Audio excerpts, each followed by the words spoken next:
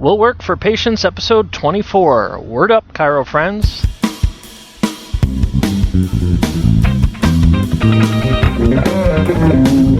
Thanks for tuning in for another episode of Will Work for Patients, a free advice podcast dedicated to help chiropractors get on purpose and grow their practices. Get ready to tune in and turn up the volume of your practice marketing. And now, turning up the volume on his mic, big-time chiropractic advocate and your host, here is Frank Sardella. Well, thank you, Michelle, for that iconic introduction. You are way cool. Me, I'm Frank Sardella, and I'm so happy to be with you here again today in our podcast show. This show is free for you to not only give you marketing help in your practice, but to keep you on purpose, to keep you pumped up, and to keep you going. And that's my commitment in this grassroots effort to make a chiropractic world. So welcome. Hello, docs, present and future, and hello, CAs and other wellness professionals too. Did you know we have holistic and nutritional coaches with us too? So glad to have all of you here. Thanks for tuning in, everyone. Hey, it's still Labor Day weekend, and you may be getting the idea that I wasn't kidding around when I said practically taping one a day. Then again, maybe you're thinking, I don't have a life outside of this, and I can't think of a better way to spend the last official weekend of summer than talking with you. So if that's not having a life, then I don't want one, okay? Fair enough? Good. End of discussion.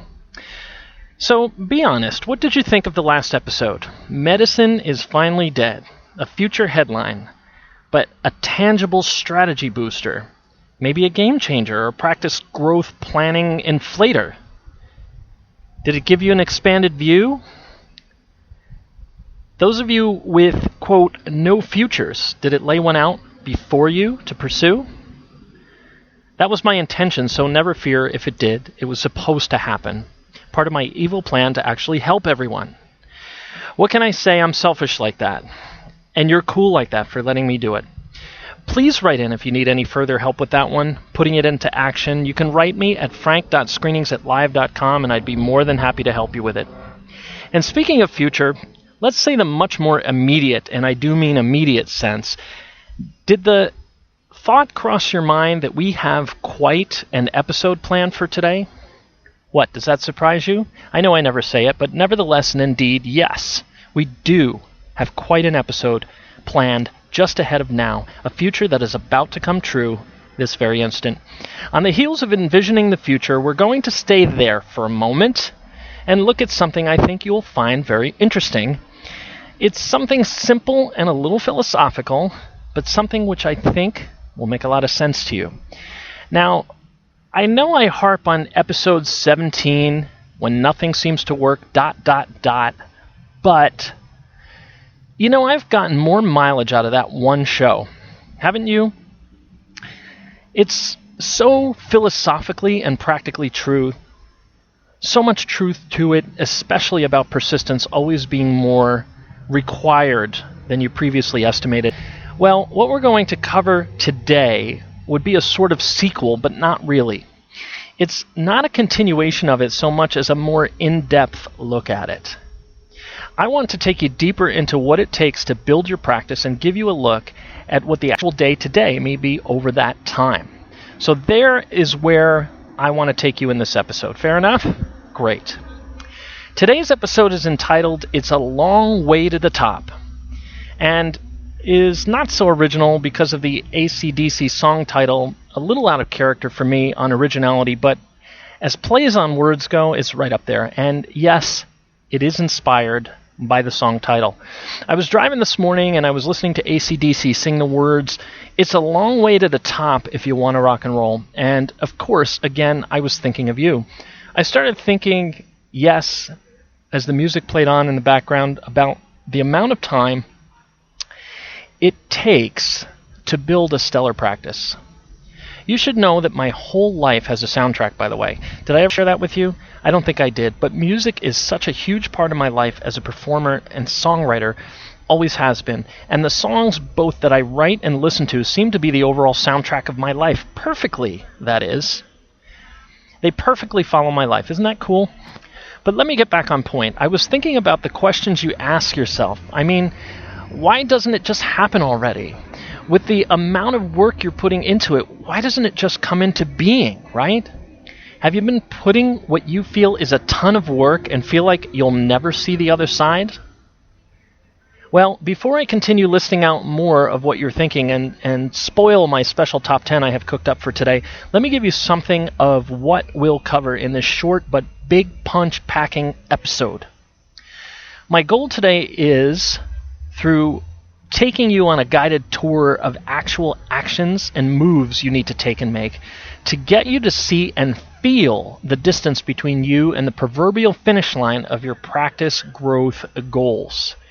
You know, one of the funniest movies I've ever seen has a favorite line of mine that is really exemplary of this concept too. Did you see the movie Ace Ventura: Pet Detective? I love that movie. Always makes me laugh, but one of my favorite quotable lines is, "If I'm not back in 5 minutes, just wait longer." Super funny, but it is so true, isn't it?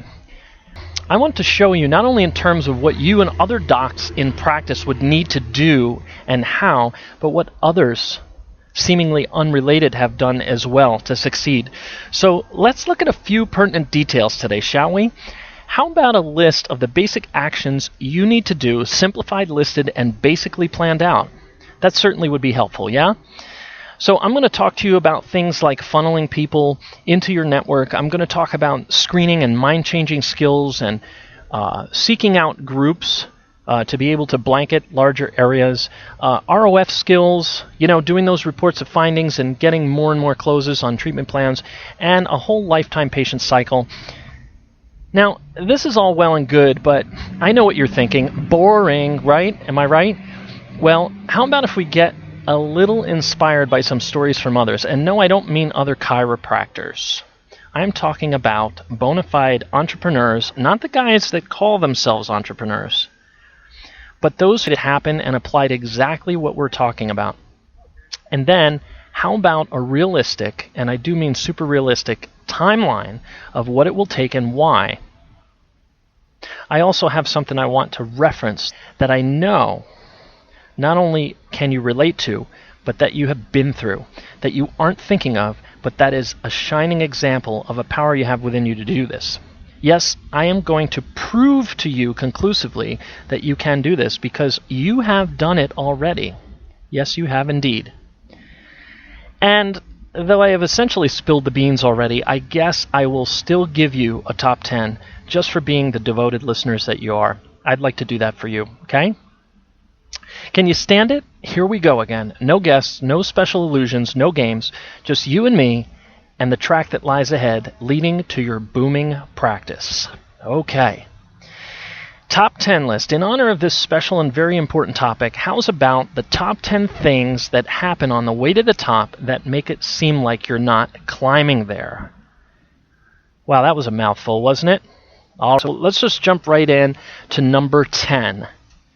Lots of marketing, no response. This is a classic one because you can do all kinds of marketing.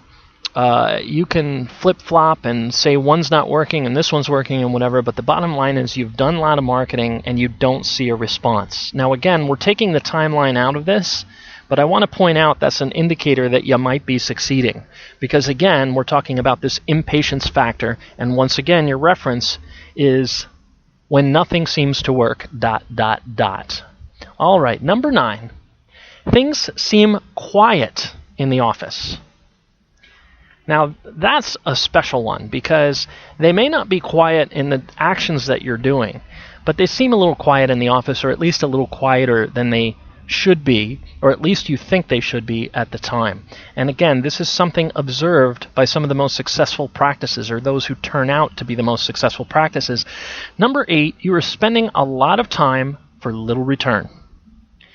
And once again, we're dealing with a patience factor here, but I'm talking about you going out and doing all those actions that you're supposed to be doing and just really pumping up the marketing, promoting everywhere, asking for referrals and what have you, and feel like you're getting little return.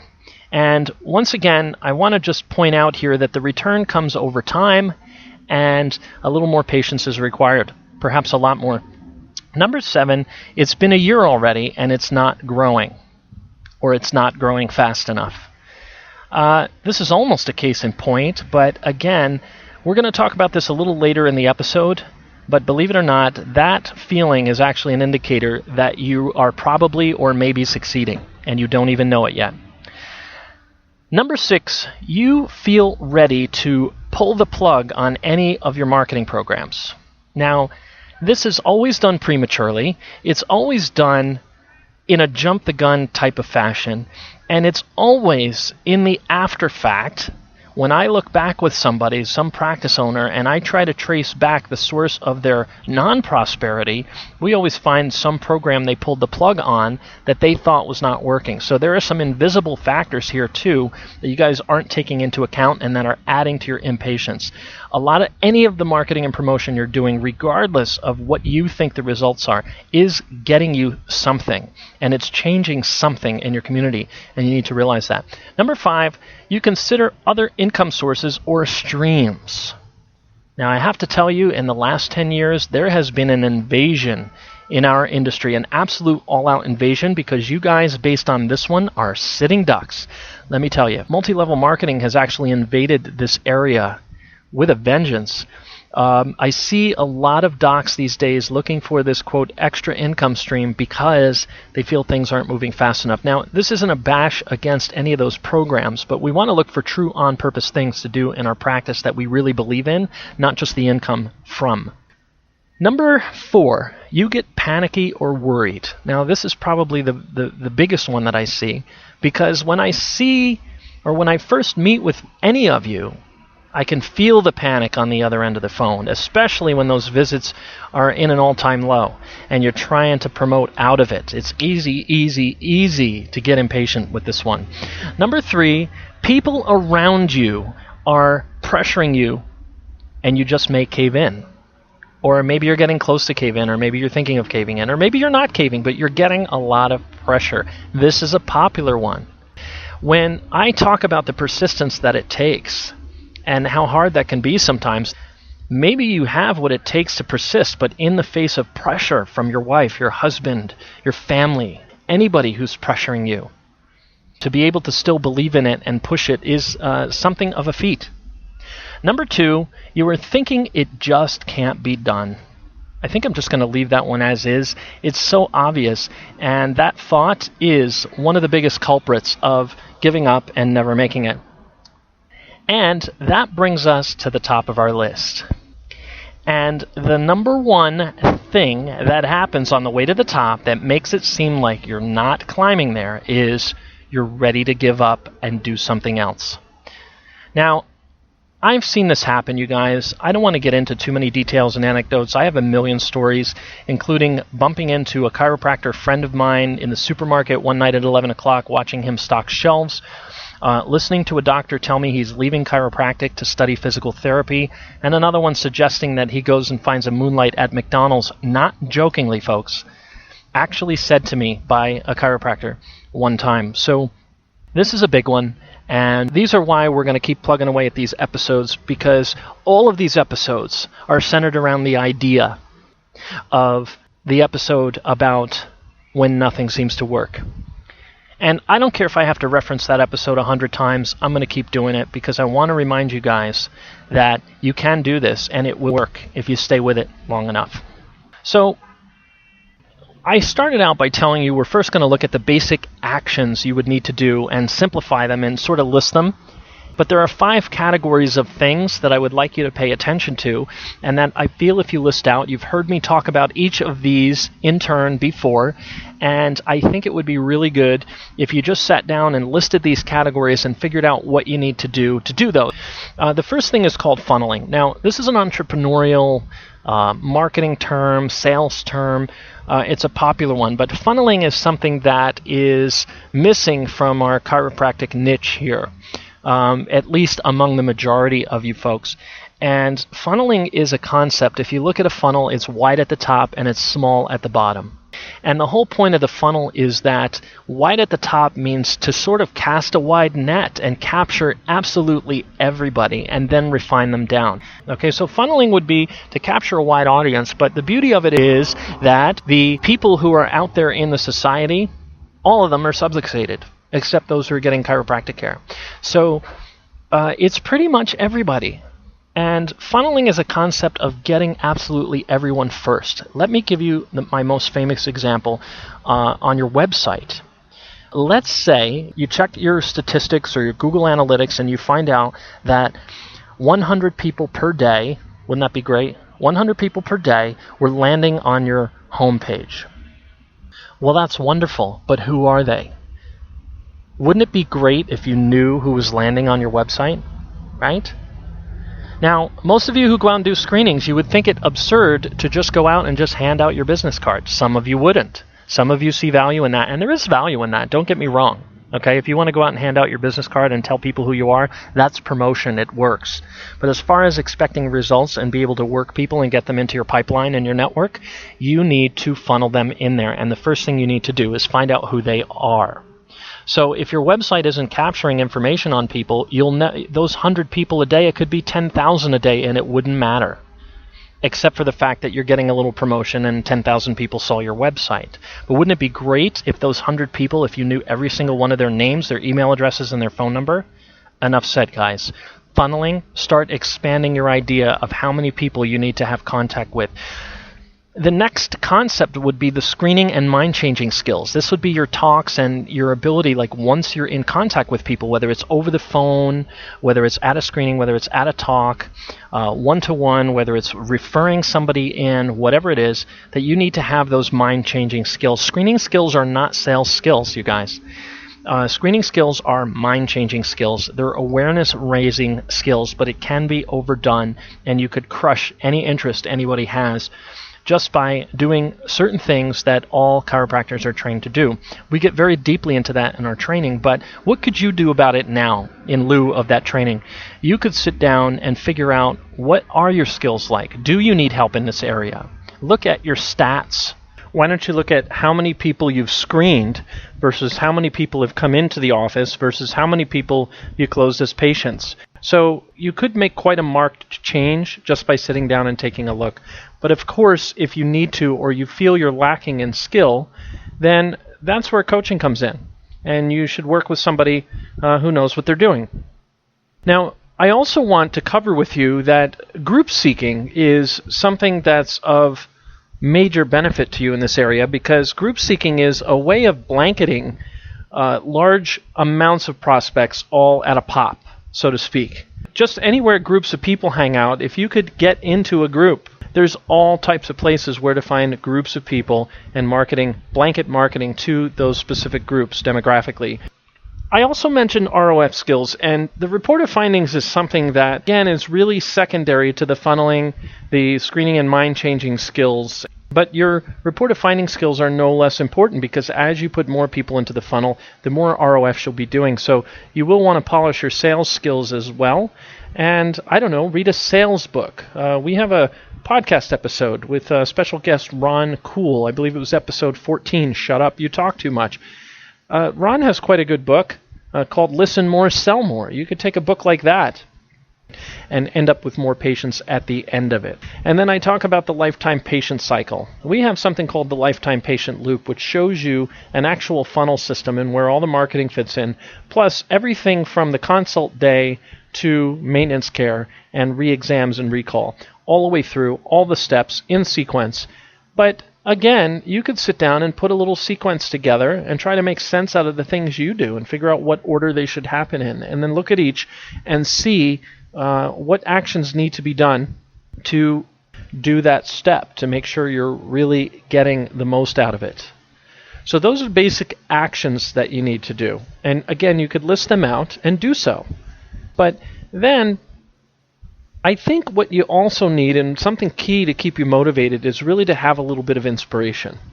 And I was thinking, getting inspired from bona fide entrepreneurs, I said, because, and I say bona fide because how many people do you know, it's almost lost its luster, this word entrepreneur, because of how many people say, I'm an entrepreneur. An entrepreneur has become synonymous with somebody who hasn't really built their business but likes to talk about that they have or that they are.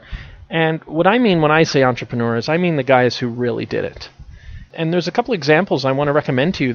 As a matter of fact, there are a couple of movies that have been made about some real-life characters that I found quite inspiring. Mark Zuckerberg, the inventor of Facebook, there's the movie The Social Network.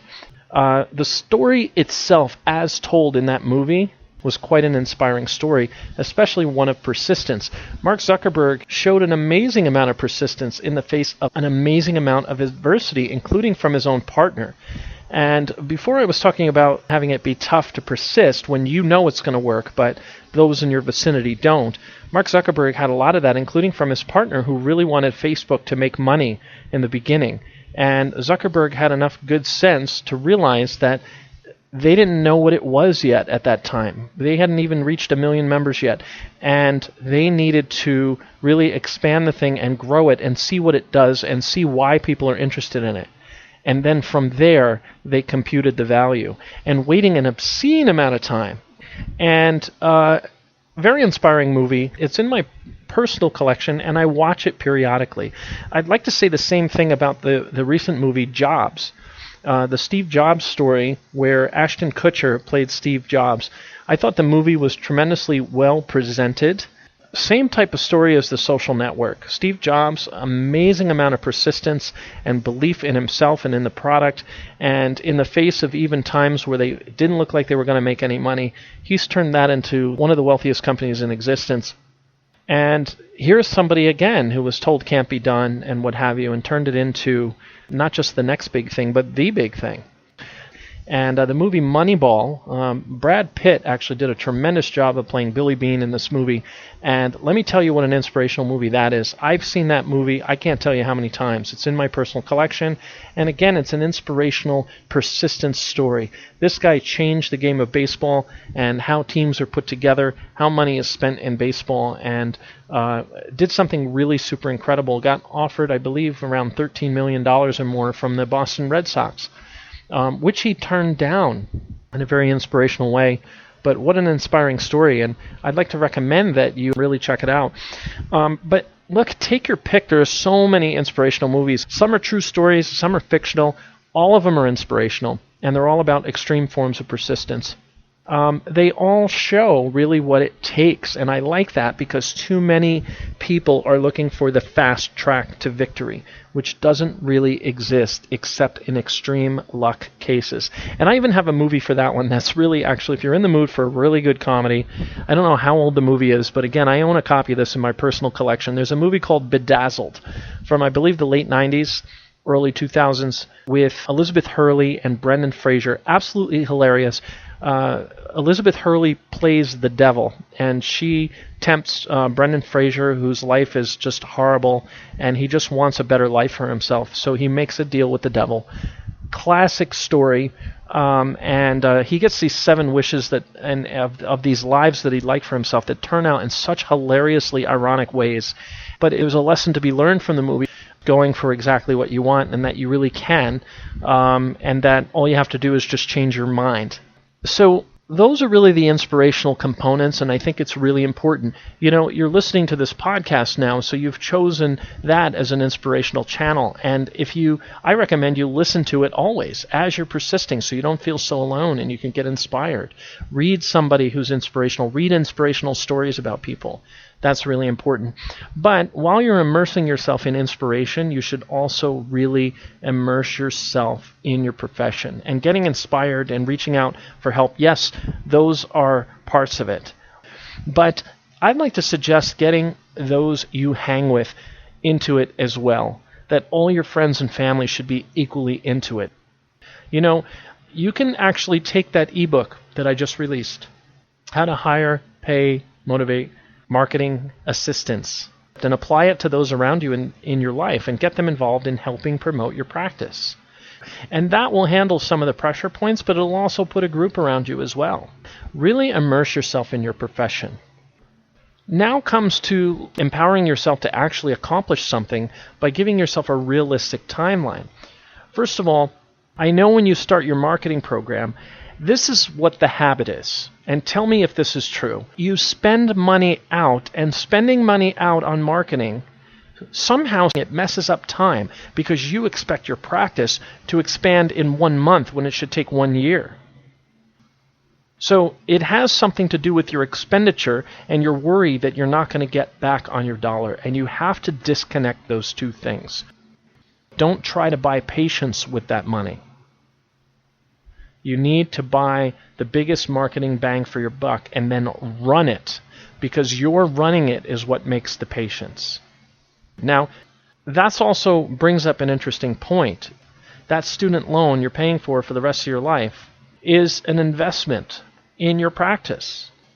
You can even look at it as a marketing expense because you spent that money so that you can get patients and practice on them. And now I promised you I would prove to you that you have the power within you to do this, because you did it already. And that was chiropractic school. How long did it take you from the moment you decided to become a chiropractor to get through chiropractic school? If you include all the preparation you did, maybe you knew since you were in high school and you had special prep you did. Then you did your undergrad. Then you did graduate school. And then you interned. Add it all together. How long was that? Could you have fast-tracked that? You can't fast-track that. There's no way you could fast-track your education. It's a finite set program. And how long did it take? Now think about how long should it take to build a practice. Now, thankfully, it doesn't have to take 10 years to build a practice. But you have to realize that it's going to take more than 2 or 3 months. It's going to take more than 6 months. Probably going to take more than a year. It's going to take more than that time to get to your goal, but you can be expanding toward your goal. The first thing you have to do is have one set. The second thing you have to do is decide in increments how much you're going to grow over a shorter amount of time, over shorter spurts of time, always moving toward that goal, and then planning your next goal when you start getting close. And you did it in school. You see what I'm getting at? Let's do the same thing with your practice. There is no fast track. There are no 7 wishes you're going to get from the devil to sell your soul. So, let's recap a bit, shall we? This was kind of a meaty episode. I thought this was going to be a little short one. We first talked about the basic actions that you need to do. We simplified and listed them. You have to funnel as many people in and get them as contacts as possible. And getting them as contacts means having their contact information and then contacting them regularly. Then screening and mind changing. You have to be able to take those people who are so funneled and screen them and convince them of something. Change their mind into a state where they're going to want to come into your office. Go after large groups of people instead of individuals. The wisest way to do it. Take a whole demographic and go after it. That's your corporate events, going out and doing those talks, hooking up with community groups. And then your report of findings skills. ROF skills are really important. Again, they're secondary. Realize they're secondary to that funneling and screening process, because that's going to put the people in front of you. But once they're there, wouldn't you really want to get a maximum amount of closes, especially if you're going to be getting a huge volume of people now sitting in front of you?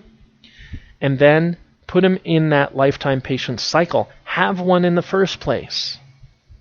And if you don't know how to have a lifetime patient cycle, then you need to work with somebody who does.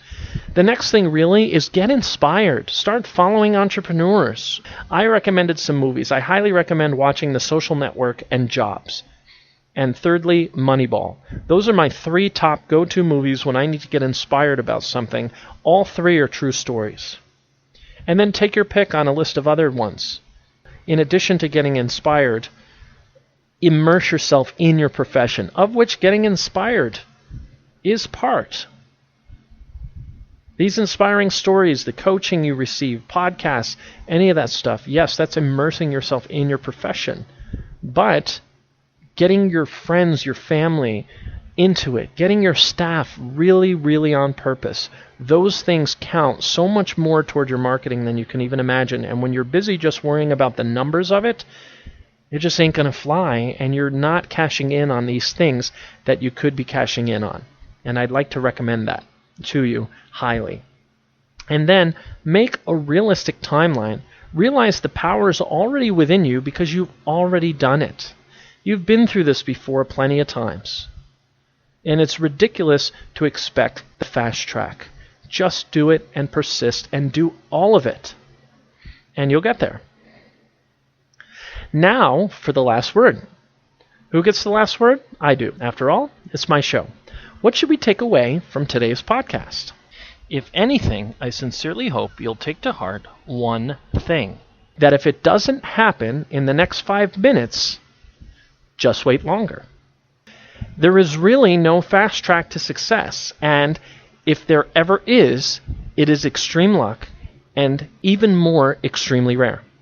Yes, it takes persistence. Yes, that persistence needs to be far beyond imagination. And yes, persistence of one person alone could be isolated as the single quality that made the most prosperous of enterprises what they are today. But to work, it has to be backed up by good reason and purpose, a good plan and strategy, some workable promotion, ruthless lead generation, as well as an overall all-consuming belief in it. If you can put a plan in place and just persist long enough to run it, you can make it. And hey, there is nothing wrong with getting a little inspiration, help, and hand-holding along the way. After all, that's what I'm here to do, isn't it? And I know I'm not the only one out there.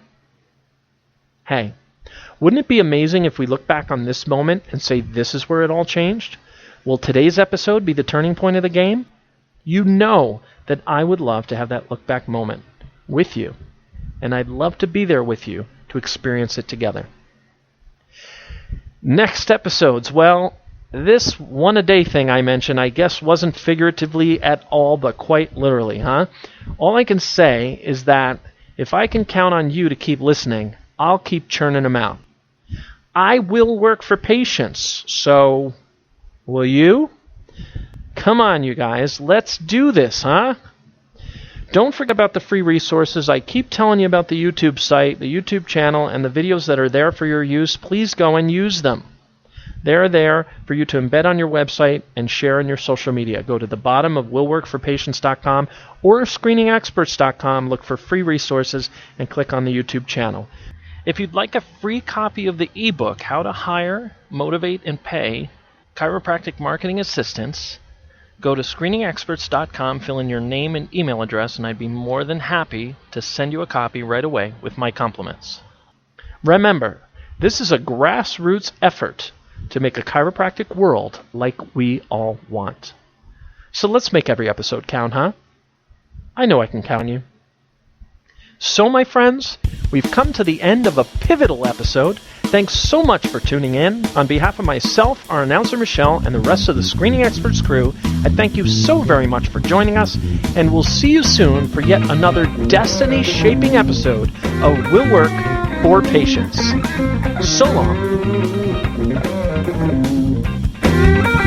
Be sure to subscribe and share. Will Work for Patients has been brought to you courtesy of Screening Experts, bringing unscripted simplicity to chiropractic marketing complexity. Today's episode, copyright Screening Experts LLC, musical score composed and arranged by Frank Sardella ASCAP. For more information, visit screeningexperts.com.